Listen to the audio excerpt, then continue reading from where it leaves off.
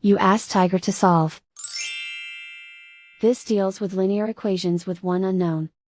The final result is x equals 17. Let's solve it step by step. Simplify the expression. Find the lowest common denominator.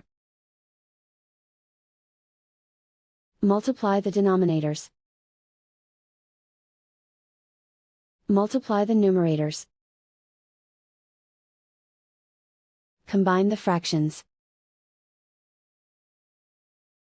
Combine the numerators. Swap sides.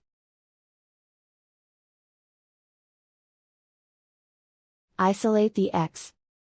Multiply both sides by 30. Group like terms. Multiply the coefficients. Simplify the fraction.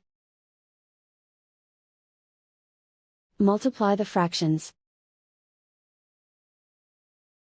Simplify the arithmetic. And so the final result is x equals 17.